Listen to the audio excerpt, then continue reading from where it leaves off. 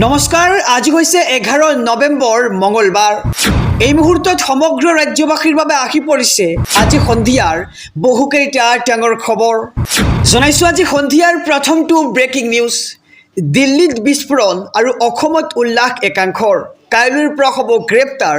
এই বৃহৎ ঘোষণা কৰিছে ৰাজ্যৰ মুখ্যমন্ত্ৰী ডক্টৰ হিমন্ত বিশ্ব শৰ্মাই। এই মুহূৰ্তত বিস্তাৰিত খবৰ জনাইছো এছবি অসম মিডিয়াৰ সমূহ দৰ্শকক।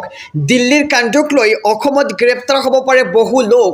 মুখ্যমন্ত্ৰী হিমন্ত বিশ্ব শৰ্মাৰ বিস্ফোৰক মন্তব্য। ফেচবুকত একাংশই দিল্লীৰ ঘটনাক লৈ আদৰণি জনাইছে আৰু আন একাংশই উল্লাসেৰে সমৰ্থনো জনাইছে। আৰু তাৰ মানে এইসকল ব্যক্তিয়ে সন্ত্ৰাসবাদক সমৰ্থন কৰে আৰু এইসকল ব্যক্তিৰ পৰিচয় আমি সন্ধান চলাই আছো আৰু প্ৰয়োজন হ'লে সেইসকল ব্যক্তিক আমি গ্ৰেপ্তাৰ কৰিম। অসমত সন্ত্ৰাসবাদে কোনো কাৰণতে মূৰ দাঙি উঠিব নোৱাৰে বুলি মন্তব্য মুখ্যমন্ত্ৰীগৰাকীৰ। আৰু তাৰ কাৰণে আমি কঠোৰৰ পৰা কঠোৰ হ'ব লাগিব। আৰক্ষী সঞ্চালক প্ৰধানক গ্ৰেপ্তাৰৰ নিৰ্দেশ মুখ্যমন্ত্ৰী ডক্টৰ হিমন্ত বিশ্ব শৰ্মাৰ। আৰু দিল্লীৰ কাণ্ডক লৈ অসমত গ্ৰেপ্তাৰ হ'ব পাৰে বহু লোক। মুখ্যমন্ত্ৰী হিমন্ত বিশ্ব শৰ্মাৰ বিস্ফোৰক মন্তব্য কৈছে যে ফেচবুকত একাংশই দিল্লীৰ ঘটনাক লৈ আদৰণি জনাইছে আৰু আনফালে একাংশই উল্লাসেৰে সমৰ্থন জনাইছে দিল্লীৰ সেই ঘটনাক। আৰু তাৰ মানে এইসকল ব্যক্তিয়ে সন্ত্ৰাসবাদক সমৰ্থন কৰে। জনাইছো আজি সন্ধিয়াৰ আৰু এটি ব্ৰেকিং নিউজ। ৰাজনৈতিক প্ৰেক্ষাপটৰ এটি ডাঙৰ খবৰ। 2026 বিধানসভা নিৰ্বাচনক লৈ তৎপৰ হৈ পৰিছে কংগ্ৰেছ। বিজেপিক ৰুধিবলৈ বিশেষ ৰণকৌশল। এক ডাঙৰ খবৰ জনাইছো সমগ্ৰ ৰাজ্যবাসীক। 26 বিধানসভা নিৰ্বাচনক লৈ ব্যাপক প্ৰস্তুতি আৰম্ভ কৰিছে কংগ্ৰেছে। বিজেপিক ৰুধিবলৈ কংগ্ৰেছে আৰম্ভ কৰিছে বিশেষ ৰণকৌশল। ৰাজীৱ ভৱনত কংগ্ৰেছৰ 3খনকৈ গুৰুত্বপূৰ্ণ বৈঠক দেখিবলৈ পোৱা গৈছে আৰু AICCৰ তত্ত্বাৱধায়ক জিতেন্দ্ৰ সিঙৰ উপস্থিতিত এই বিশেষ বৈঠক আৰু APCCৰ সভাপতি গৌৰৱ গগৈৰ উপস্থিতিতো চলিব এই বৈঠক।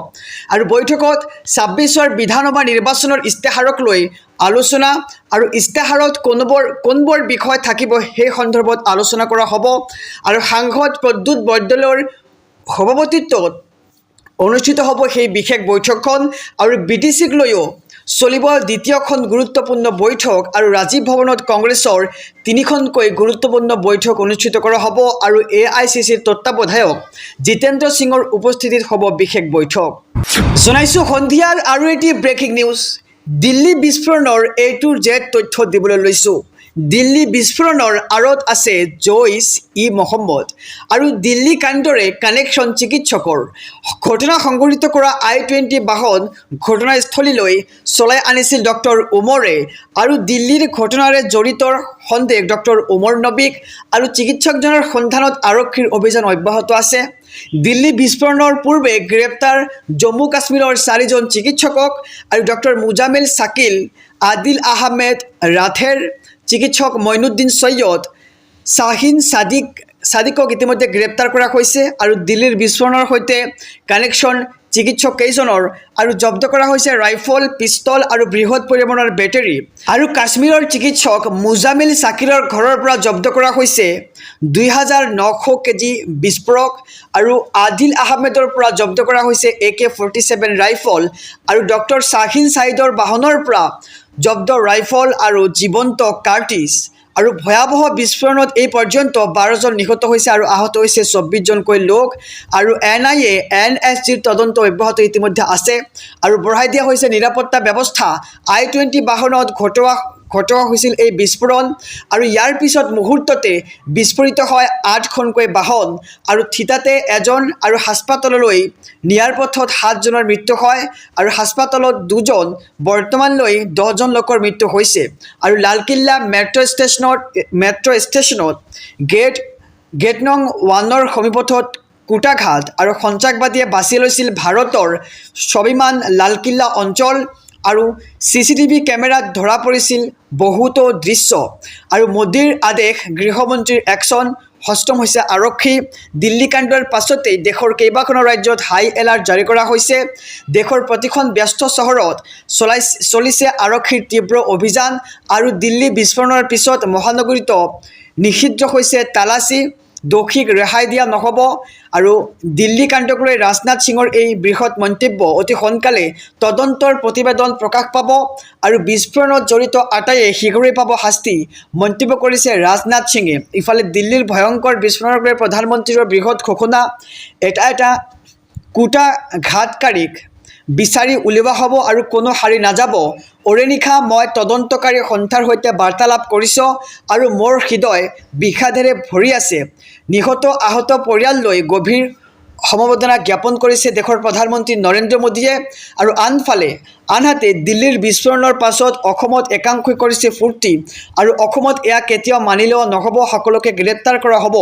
আৰু অসমৰ একাংশ লোকে ফেচবুকত কৰিছিল বিতৰ্কিত পোষ্ট আৰু একাংশই এই ঘটনাক আদৰণি জনাইছে আৰু সেইসকল লোকে ফেচবুকত ফূৰ্তিৰে ইমজিও শ্বেয়াৰ কৰিছে আৰু এইসকলে সমৰ্থন কৰে সন্ত্ৰাসবাদক আৰু এওঁলোকৰ বেকগ্ৰাউণ্ড পৰীক্ষা কৰা হ'ব অতি সোনকালে।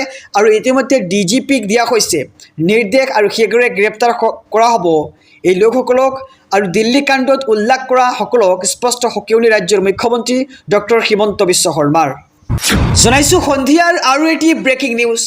ৰাজনৈতিক প্ৰেক্ষাপটৰ এটি ডাঙৰ খবৰ, কংগ্ৰেছে বিজেপিক সমালোচনা কৰাৰ কোনো অধিকাৰ নাই মন্তব্য কৰিছে ৰাজ্যৰ মুখ্যমন্ত্ৰী ডক্টৰ হিমন্ত বিশ্ব শৰ্মাই।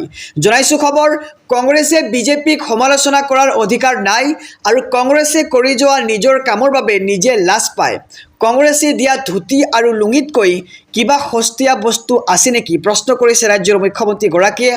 আৰু ধুতি লুঙিৰ চৰকাৰ আমাৰ নহয়, ধুতি লুঙিৰ ৰাজনীতিক কংগ্ৰেছেহে কৰিছিল আৰু কংগ্ৰেছে বেয়া কাম কৰি আছিল মন্তব্য কৰিছে মুখ্যমন্ত্ৰী ডক্টৰ হিমন্ত বিশ্ব শৰ্মাই। কংগ্ৰেছে বিজেপিক সমালোচনা কৰাৰ কোনো অধিকাৰ নাই বুলি কৈছে মুখ্যমন্ত্ৰীগৰাকীয়ে।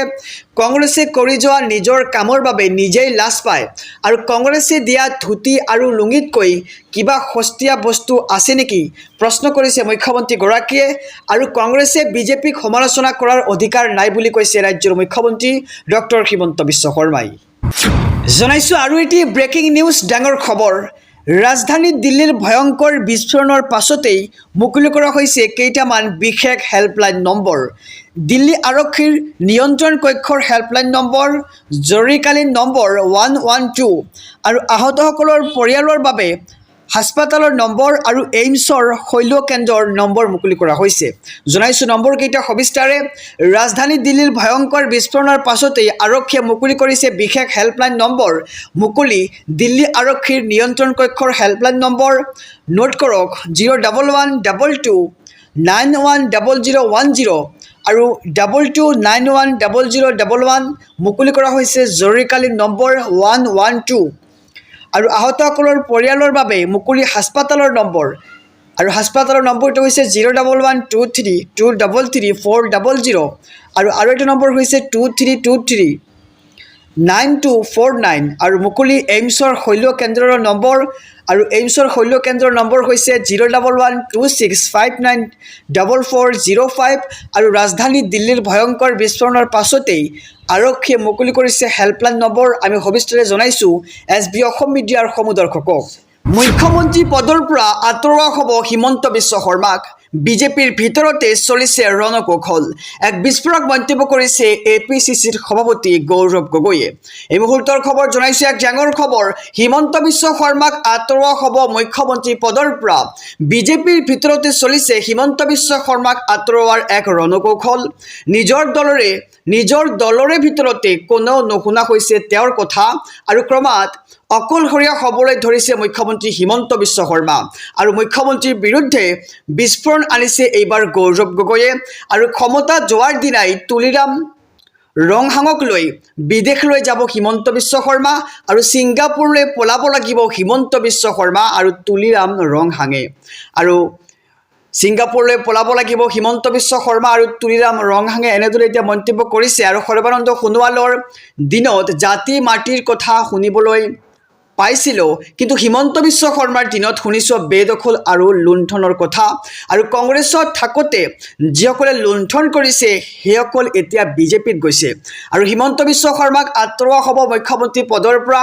আৰু নিজ দলৰ মাজতে চলিছে এতিয়া হিমন্ত বিশ্ব শৰ্মাক আঁতৰোৱাৰ ৰণকৌশল। এনেদৰে এতিয়া